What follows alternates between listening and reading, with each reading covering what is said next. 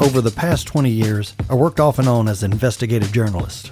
I say on and off because I've always enjoyed working on my own projects, probably more than those assigned to me by my employer, Midland Publishers.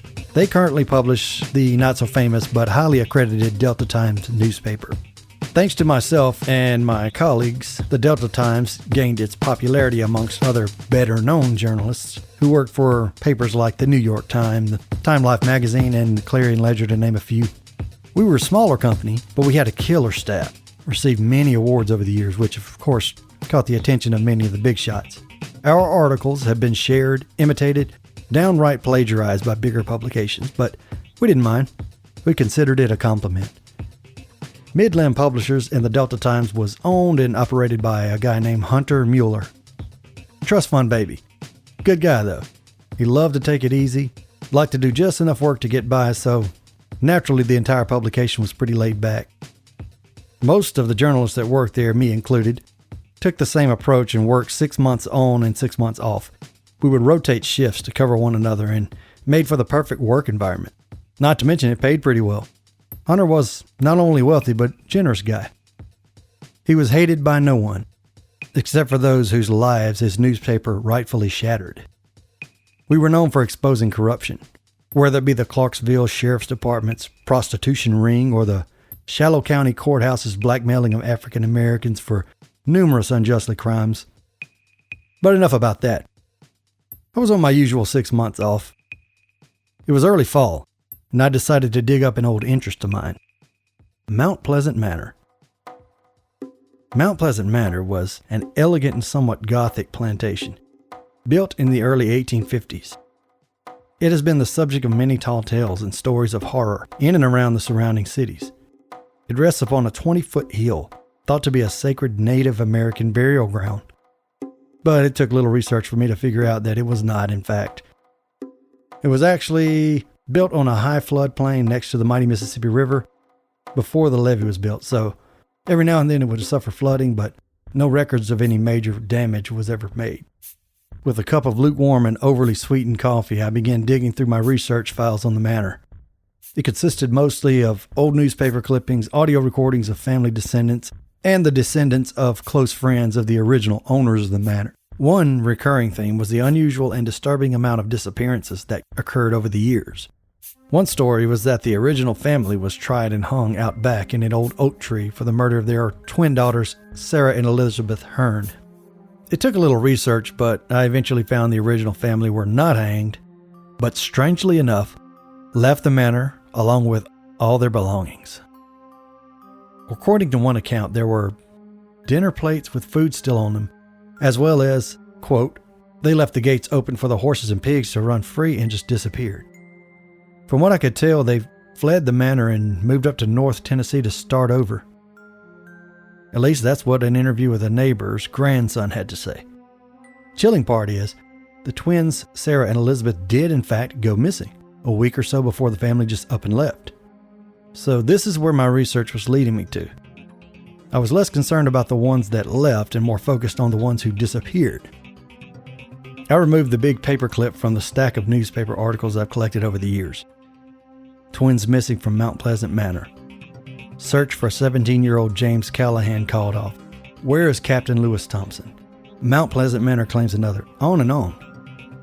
Since its birth in 1856, over 70 people were missing from the manor. Some were the original family members. Some were from the families of those who bought the manor from the previous owners. Some were workers, visitors. The list went on and on. The last disappearance was a 22-year-old Irish farmhand who went by the name Red, but not much else was known about him. At least there is not much documented about him.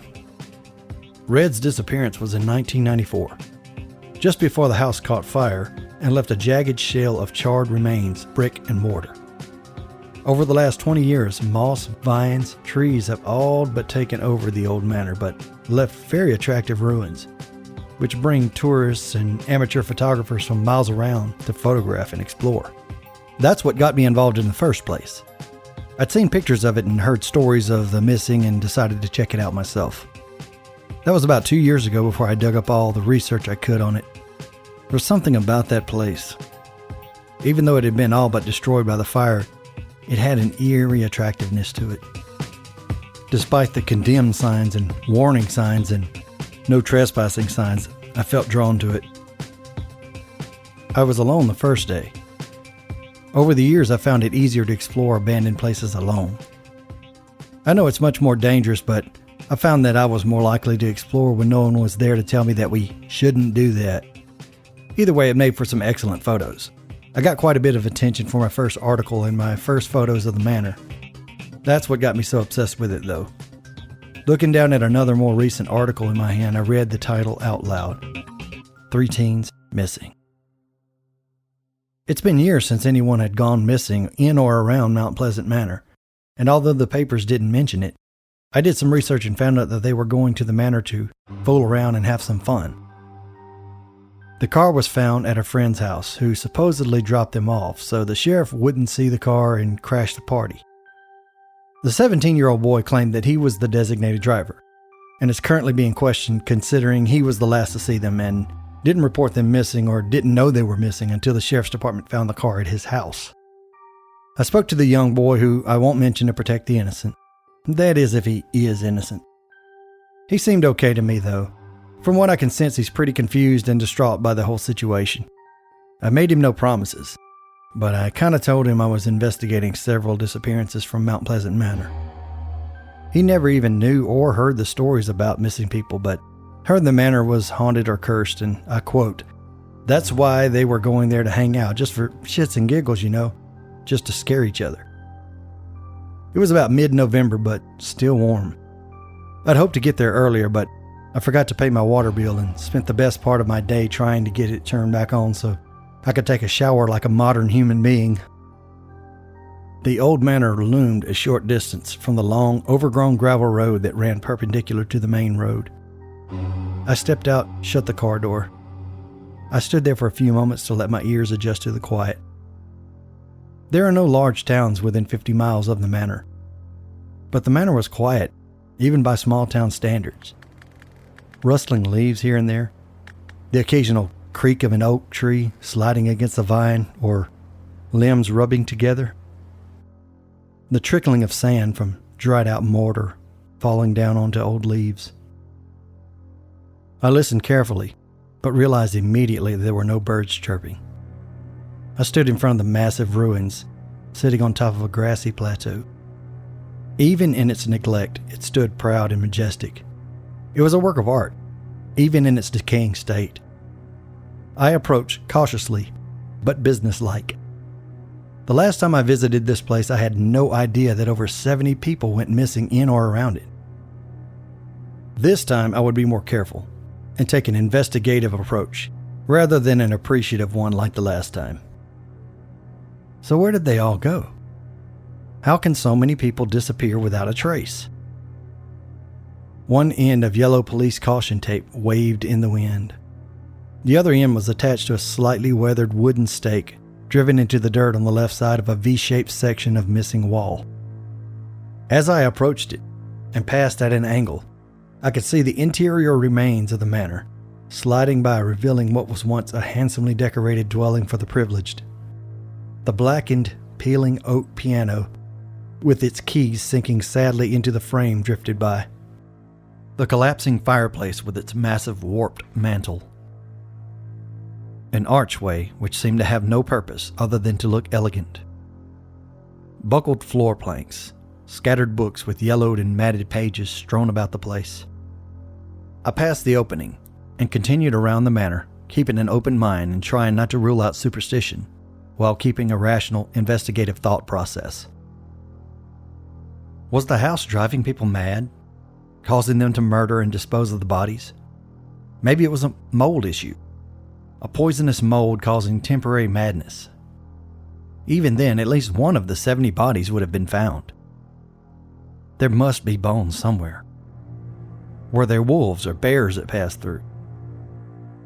Even then, it would have been obvious. A torn shirt, body part. At least something would have been found. A scream would have been heard. I spent a few hours outside just poking around. I even discovered an old well, spent a good 45 minutes uncovering it, only to discover it was bone dry, but very deep. I shone a flashlight down there just in case. No bones, no bodies, just dry dirt. I went back to the car to think and to get a drink of water. I had a few more hours before dark, so I decided to spend the rest of my time inside. Recalling my research, nearly all of the missing persons were last seen in the house. There was no hike, no trip down the road, no one lost in the woods, just there, then gone. I would search for hidden passages. Maybe a killer lived in the walls. The very thought of that made me shiver and yawn at the same time, which made a pretty strange noise. It echoed off the facade of the manor and returned to me, sending shivers down my spine. I was already freaking myself out, and I hadn't even stepped foot inside yet. I pulled the rearview mirror down so I could look at myself. Stay focused, stay calm, stay alive. I shook off the fear, grabbed an extra bottle of water, and walked back to the manor. I decided to start on one wall and stay on that wall until I'd covered every square inch of the interior, or what was left of it. After slipping into the V-shaped hole in the outer wall and stepping over a pile of fallen bricks, I kicked something interesting a few feet across the floor. The object appeared to be a golden color, which for a brief moment excited me. After a moment or two passed and my eyes adjusted to the object, I was disappointed to see it was a solid brass fire poker. Since I was already a little disturbed and had no other weapon greater than a pocket knife, I thought I would just hang on to it for the time being. The next few hours I spent kicking around piles of debris, overturning sunken, rotten wooden boards to no avail.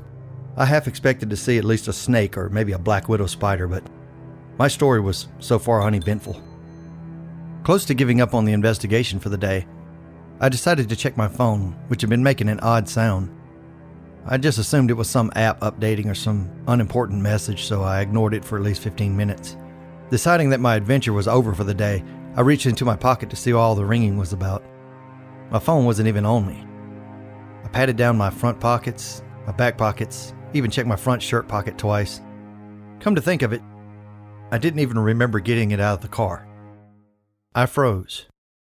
My thoughts drifted to an interview I had with an elderly lady who claimed her grandfather and grandmother were both in close association with Mount Pleasant Manor's original owners.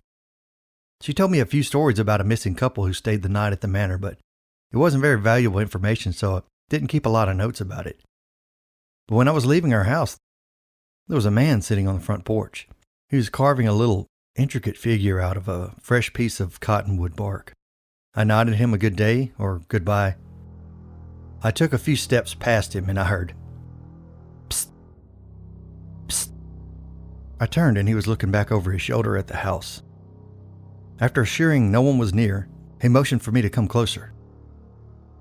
"I heard you in there talking about that old manor. A lot of folks went missing back then. You seem like a good man.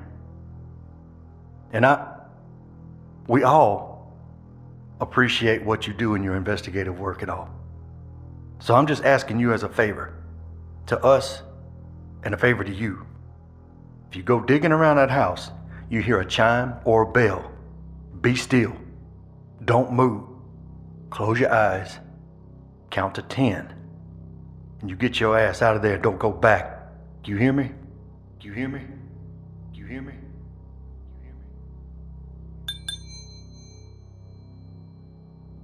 I snapped back to reality. The sound still echoed around the room. My car was too far away, but by this point I was unsure of myself. I'd gotten a bit obsessed and lost track of time and maybe lost a piece of my mind, so I left to check on the car.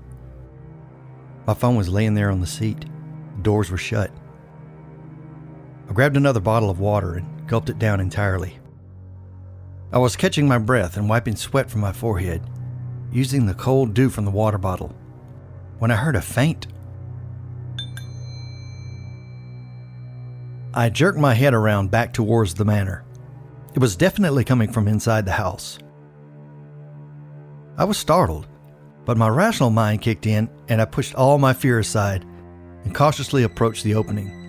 and stepped in with my brass fire poker, cocked and loaded as if I was going to bring the team home with a final home run. To the left. No, right.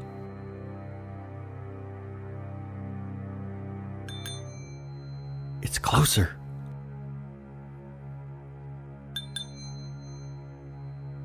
It's right here. A long minute or two passed with no sound at all. I'd slowed my breathing down, but had to keep my mouth open, as the whistling sound of my nose was a bit of a distraction. I could hear my heart beating loudly through my own mouth, making a slight hissing sound at the end of each beat. I exhaled loudly.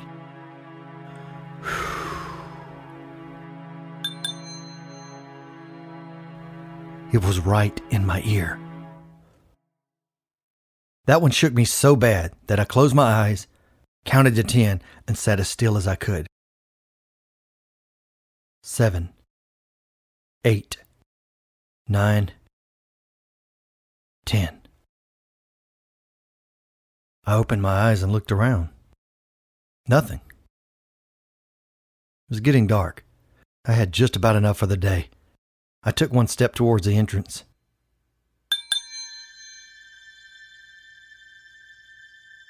I turned around, and there was a young African child just standing there. It should have startled me. Instead, he came across as a huge relief. It was nice to see such a friendly face. Oh, thank God. Wow. Was that you ringing the bell, little buddy? He just stared at me. His face was covered in moss, a thin layer of moss, not as if it was placed there, almost as if it grew there over time. His eyes were a mesmerizing, bright, glowing green. I felt a deep sorrow for him. He was hungry. He smiled, revealing 2 rows, top and bottom, of jagged, white teeth. I just smiled right back at him. I extended my arm and offered it to him. It was so painless, pleasant to watch, bite by bite, until he was finished. He took hold of what was left of my hand and led me down through the ashes and the dirt. The ground opened up as we passed by roots and worms. The ground behind us closed in and drowned out the last of the evening light. Through the cold earth, in the complete darkness, we walked, hand in hand, deeper and deeper towards the faint green glow.